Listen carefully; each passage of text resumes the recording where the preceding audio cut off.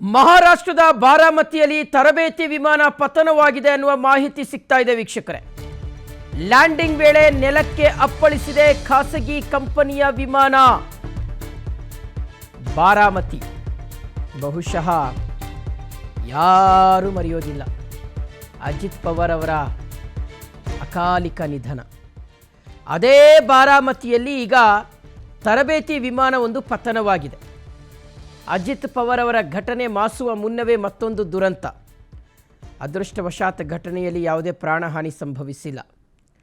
ಬಾರಾಮತಿ ಕ್ಷೇತ್ರದ ಶಾಸಕರಾಗಿದ್ದಂತಹ ಅಜಿತ್ ಪವಾರ್ ಅವರ ನಿಧನ ಏನಾಗಿತ್ತು, ಆಗ ಉಪಮುಖ್ಯಮಂತ್ರಿಗಳಾಗಿದ್ದರು ಅಜಿತ್ ಪವಾರ್ ಅವರು. ಅಕಾಲಿಕ ನಿಧನ. ಟೇಕ್ ಆಫ್ ಆದ ಕೆಲವೇ ಕ್ಷಣಗಳಲ್ಲಿ ಅವರು ಹೋಗ್ತಾ ಇದ್ದಂಥ ವಿಮಾನ, ಲಘು ವಿಮಾನ ಅಪಘಾತಕ್ಕೀಡಾಯಿತು. ಅವ್ರ ಜೊತೆಗೆ 4 ಜನ ಪ್ರಾಣ ಕಳ್ಕೊಂಡ್ರು. ಆ ಒಂದು ದುರಂತ ಮಾಸುವ ಮುನ್ನವೇ ಈಗ ಮತ್ತೊಂದು ಅಂಥದ್ದೇ ಒಂದು ಘಟನೆ ನಡೆದಿದೆ. ಆದರೆ ಅದೃಷ್ಟವಶಾತ್ ಯಾವುದೇ ಪ್ರಾಣಾಪಾಯ ಆಗಿಲ್ಲ.